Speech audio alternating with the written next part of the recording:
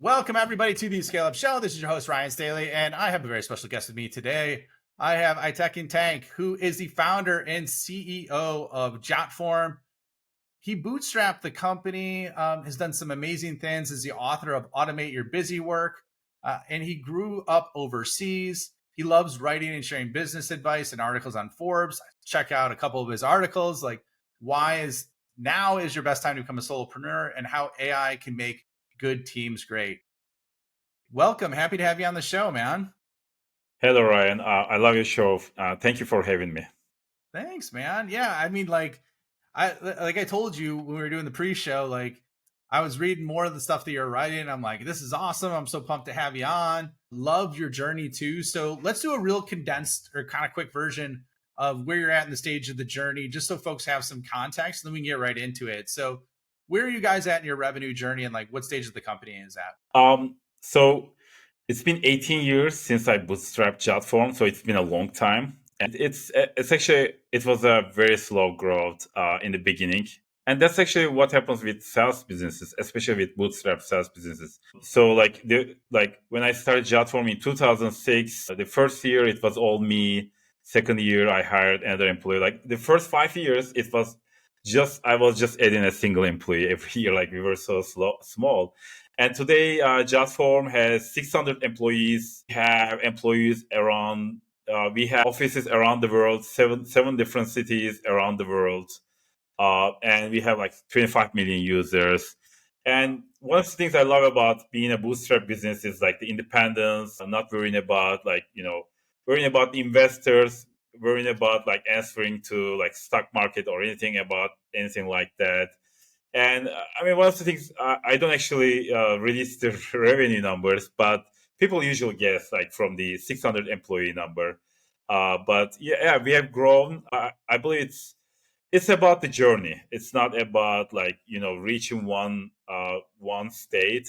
It's about like what we can do for people, and like we have 25 million users. So Jotform is a free product, and we have like paid versions, but also people actually get value out of Jotform. And that's one of the things I really enjoy about it, because I love seeing also people use it and get value from that. And yeah, that's where we are now. Love that, man. Can you give us a real quick understanding of like what Jotform does, what the solution does, and exactly like who it serves primarily, just so folks have some context? Um, so like when before Jotform, I was actually a developer for a New York media company, and like we had like over 100 websites, and one of my duties was to create these online forms. So I was creating these, contact forms, surveys, polls, questionnaires, like payment forms. So I was also surprised about like the number of forms that people needed, like all these editors needed. And I actually didn't enjoy this. Like I didn't want to really create HTML forms. It was boring, and I want to find a product that can actually take this away from me. But I couldn't find anything good, and so why I decided to build easy to use form builder and start Jotform. So it's all about forms. It's still all about forms. So people create like contact forms, like questionnaires, registration forms, lead generation forms, and all kinds of forms. But the top industries that use Jotform are like education, healthcare, nonprofits. It's a very horizontal product, and everybody uses forms, but it's very common, like when you have to deal with a lot of people, like you need forms so that you can actually automate the communication between people. And that's why we see a lot of usage on those industries, but it's used by everyone, like the even like some departments, HR department is like they use forms a lot. And when I started, it wasn't this big, so the market actually grown. And one of the biggest points that actually we saw big growth was the pandemic. Just Mm. like a single month changed everything. Like people actually started moving from like paper forms to like online forms, and then we saw a sudden increase in usage. I think it's very similar to like e-signature products or like e-commerce. They saw the similar increases during the pandemic.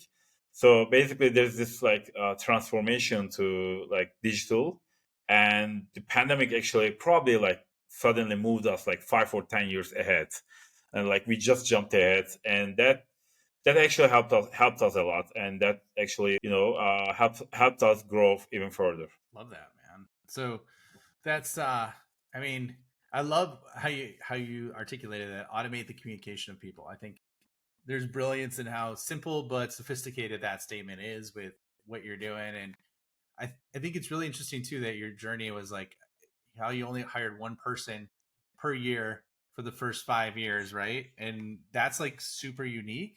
So, what would you say like broke you through from that like tiny incremental growth outside of the pandemic? I know you said that helped, right? That helped you kind of springboard things, but I'm sure you had some massive momentum prior to that. So, what helped you really grow and break through that single employee growth to get to 600 employees? Um, it was actually, we are all customer funded. As our revenues has grown, we were able to grow the company, but it's not as simple as that. One of the problems I had was like in the early days. Actually, before I started Jotform, I didn't know anything about like anything. Like just I knew how to code, right? I was a developer, and just I had to learn everything, like management, for example, right? So, but for some reason, in the early days, I was actually pretty good. Like when we had like 5 employees, like we had this small office space, and we would, all sit together. We would work on a single project that was like the, rewrite of Jotform or something like that, and we would all work on this product. And we were like a really good team, like a really streamlined team. And when we have grown to around like 15 people, like we didn't have that. Like we were very disorganized. We weren't very productive. Like I didn't know like why things were broken, and I assumed that maybe I'm not a good manager. You know, maybe I should go back to like to that small team. Like maybe I cannot grow this team. Like our revenues were growing. We could grow the team, but we weren't productive. We weren't doing well. Like we weren't advancing our product. So it's like at that point, I was also reading Eric Rice blog at that time. Like he didn't have the Lean Startup book, but I was reading his blog, and he was talking about these cross-functional teams, and then it clicked. He was talking about having these small cross-functional teams, and we actually exactly have that when we were like 5 people. We had a cross-functional team, like, and we had a designer. We had like front-end, back-end developers. Like I was the lead, so we were like this small team that were we had a small office, single project, single, we had a whiteboard and everything. But when we reached that 15, level, like everybody was working on different things, right? And there was no like teamwork. Everybody had different responsibilities. Like we weren't discussing the things. So I decided that, okay, why don't we go back to that? And right at this moment, we were actually moving to a new office space. I hired this architect, and I told him, okay, I want to create the same environment we had like when we were five. So I want to create team rooms that can only hold 6 people. And they should have a big whiteboard, and their doors should close. Maybe it should be like glass door, so it doesn't feel claustrophobic. And just lucky that I hired a really good architect, and he made such an amazing office space.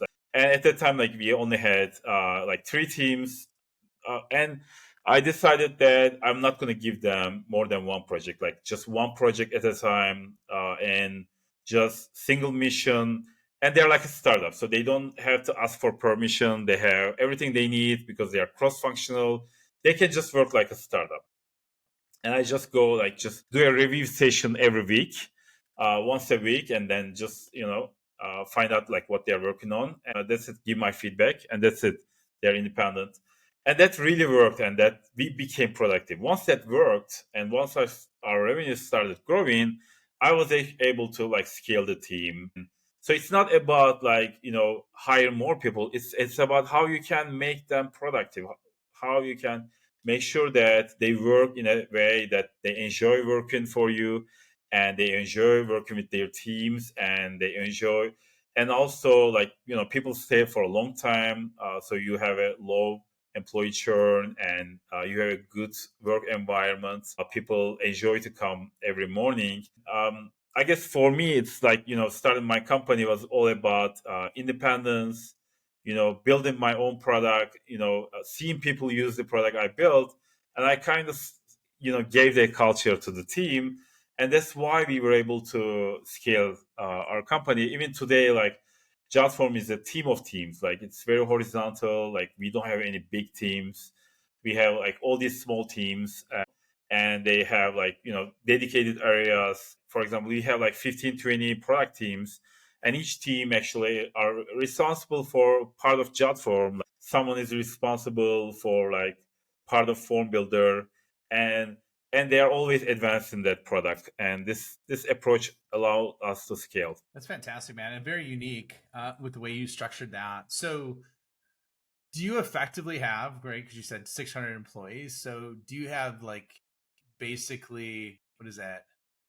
75? No, that's more than 75. It's a little more than 75, but basically We have over 90. 100 teams. Yeah, we have Really? over 100 teams. Yeah, 400 like mini teams within the teams. It's over 100 teams. Yes. okay. So that's awesome. So like, and one of the things I heard you say that I think is like so critical today, and this is what you wrote your book on, is like automate your busy work. But I heard you say like, instead of just trying to add tons of people, like the VC model, right? Just throw money and capital at it and see what happens. People and capital. What I heard you say is like, let's make them more productive. Let's make the people better, and they're staying around and they're doing better work. So, like, how do you infuse that with automate your busy work with the book you wrote? And is that kind of what inspired you to write it? I would love to hear your thoughts on that. Yeah. So that was another challenge I had. Like, that was also in the early days of Jotform. This time the challenge was different. Like, I was buried under busy work. So I was like doing emails for 6 hours. I didn't have a customer support agent. So I was like, from morning to night, I was doing customer support.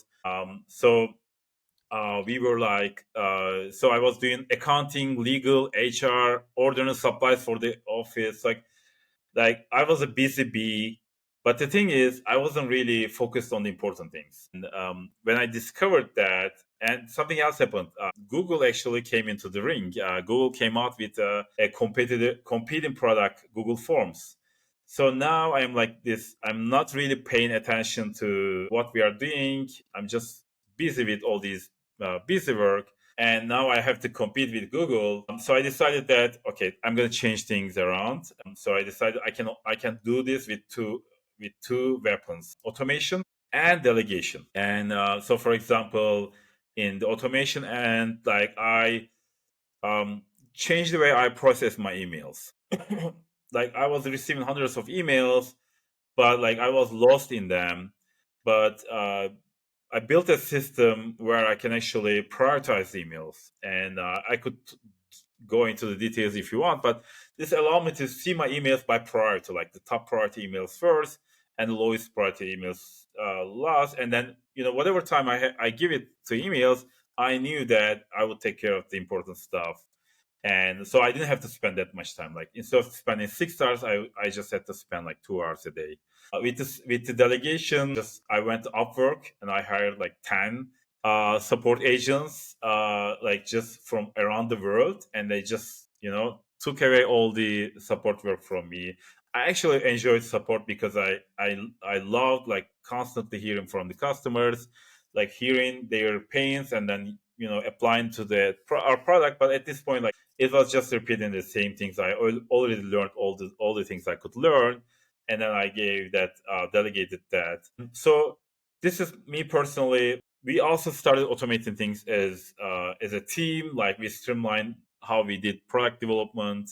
We improved the way we worked, and also we also improved our product in terms of automation.